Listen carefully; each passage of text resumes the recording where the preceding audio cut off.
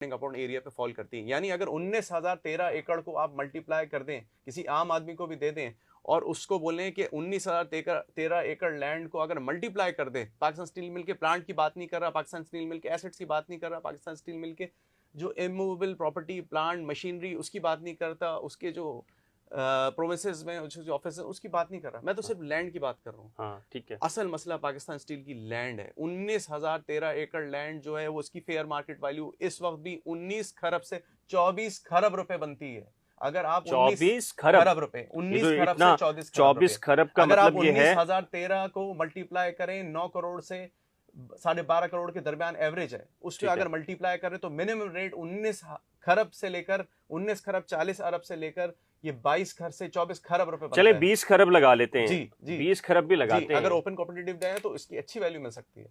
तो पाकिस्तान का कर्जा कितना है? देखिए पाकिस्तान का कर्जा तो अराउंड 60 से 70 अरब डॉलर है, 85 अरब डॉलर कह लें। लेकिन असल चीज़ ये नहीं है, असल चीज़ ये है कि यहाँ कहानी ख़त्म नहीं होती। कहानी ये है कि पाकिस्तान स्टील मिल के सिर्फ ये एसेट्स नहीं है, पाकिस्तान स्टील मिल की आयरन ओर की कानें हैं। पाकिस्तान स्टील मिल की कलाकू के अंदर बहुत कम लोग जाते हैं कि वहाँ 10,061 एकड़ लैंड जो पाकिस्तान स्टील की आयरन और रिजर्व्स की कानें हैं।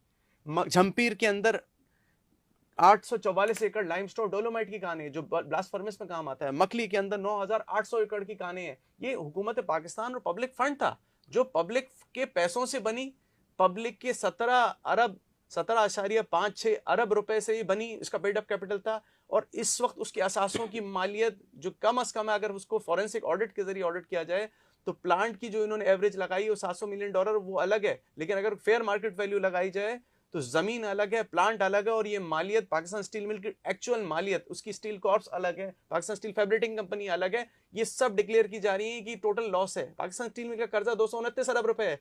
जिस कंपनी के असासे 20 खरब से लेकर 34 खरब रुपए पे फॉल कर रहे हो, उसकी बैलेंस शीट में दिखाया जाए कि फिक्स एसेट इन्वेंट्री का ये हाल हो जो आवाम को पता ही नहीं हो, और एक पार्टी आके उसकी बोली लगा दे कि जी आप 1400 एकड़ हम मुझे 32 अरब रुपए दे दें, तो स्टील ये सुई गैस भी मजाक कर रही है। ये 43 बिलियन की जमीन मजाक नहीं कर रही, इसके पीछे बड़ा पैसा लगा होगा, इसके पीछे 1 अरब पैसा लगा होगा ना, खरब सबका कमीशन होगा इसमें। ये 1400 एकड़ जमीन 1 खरब 40 अरब रुपए से ऊपर की बनती है, जिसकी 43 बिलियन रुपीस बोली लगाई जा रही है। पाकिस्तान स्टील मिल का कर्जा 229 अरब रुपए। अच्छा चले हम बात करते हैं जी, स्टील मिल जो निचकारी हो रही है वो टोटल कितने में हो रही है? देखिए दो चीजें, ये बड़ा इंटरेस्टिंग इशू है। 3 अगस्त। अच्छा ऑडियंस में आपको ये बता दूं कि ये एक जो केस ज़ेरे समात है सुप्रीम कोर्ट ऑफ पाकिस्तान में और लेबर कोर्ट में, वहाँ पर तारिक मंसूर MQM जो एम्प्लॉयज़ यूनियन है, यूनाइटेड वर्कर्स पाकिस्तान, उसकी नुमाइंदगी कर रहे हैं और घंटों आर्ग्यूमेंट्स किए जा रहे हैं इस केस में। तारिक मंसूर का ये कहना है कि ये निजकारी नहीं होनी चाहिए, ये मुल्की मफाद के ख़िलाफ़ होगा, और जो निजकारी कमीशन है या इंतज़ामिया है वो मज़ीद है कि जी निजकारी होनी चाहिए चूँकि खसारे के अंदर है और इसको बंद करके ही मुल्क की सलामती का तहफ़्फ़ुज़ यकीनी बनाया जा सकता है। बिल्कुल उलट मौक़िफ़ है तारिक मंसूर का जो इंतज़ामिया के बरखिलाफ़। ये आप हाँ बता रहे थे आप टोटल। जी देखिए पाकिस्तान स्टील मिल की जो कानें हैं, जो आयरन ओर रिजर्व्स हैं, ये रिजर्व्स क्यों इस्तेमाल नहीं किए जा रहे। दूसरी बात मैं आपको बताऊं, जून 2015 से Pakistan steel mill close down कहा जा रहा है। एक आम आदमी ये समझ रहा है कि Pakistan steel mill close down खसारे में सीधी 2008 के अंदर जिस स्टील मिल के बैंक अकाउंट्स में अगर 25 अरब रुपए, AGPR की रिपोर्ट्स में आपको दिखा सकता हूं, मेरे सामने ऑडिटर जनरल पाकिस्तान की रिपोर्ट्स हैं। ये मेरी रिपोर्ट्स नहीं है, ये ऑडिटर जनरल पाकिस्तान की रिपोर्ट्स हैं। ये ऑडिटर जनरल पाकिस्तान की रिपोर्ट्स हैं। ये कह रही है कि इस स्टील मिल के असासे की जो है ये प्रॉफिटेबल थी। इसी बुनियाद पर सुप्रीम कोर्ट ने 2009-10 की रिपोर्ट है, और फिर पीपल्स पार्टी की हुकूमत आ गई ना। नहीं देखिए इस पे सुप्रीम कोर्ट ने सो मोटो नोटिस लिया। बहुत कम लोगों को याद है कि वतन party versus federation of Pakistan में 2016 में सुप्रीम कोर्ट ने सो मोटो नोटिस लिया, और प्राइवेटाइजेशन उस वक्त के चीफ जस्टिस इफ्तिखार चौधरी और लेड बाय 3 मेंबर बेंच ने उसको नल एंड वाइट किया, और नल एंड वाइट की उसने डिसीजन दिए, और उसके अंदर उन्होंने बताया कि मेरे पास उसकी जजमेंट मौजूद है, मैं आपको जजमेंट दिखा सकता हूं। अच्छा फिर ये माफिया कौन है जो ये कर रहा है? उन्होंने बताया कि ये क्यों नल एंड वाइट है। उसके बाद इसको दोबारा रिवाइव करना शुरू किया, मुशर्रफ दौर में ये पूरी रिवाइव हो गई।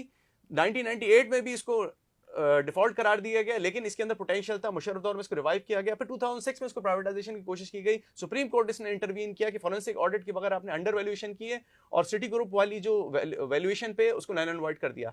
फिर 2006 की जजमेंट आती है सुप्रीम कोर्ट की, और फिर उसको दोबारा रिवाइव किया जाता है, प्रॉफिटेबल होती है। फिर 2009-10 के अंदर दोबारा स्कैम होता है, 25 से 30 अरब वही प्रॉफिट लॉस में बदल जाता है। फिर सुप्रीम कोर्ट एक्शन लेती है, 15/2012 सुप्रीम कोर्ट का लैंडमार्क जजमेंट है, जो सुप्रीम कोर्ट उसमें सुमोटो नोटिस ली 15/2009 में, और सुप्रीम कोर्ट उसमें तयन करती है नैब कोर इंक्वायरी की जो रिपोर्ट्स मौजूद हैं, और पीएलडी 2012 में रिपोर्टेड जजमेंट है।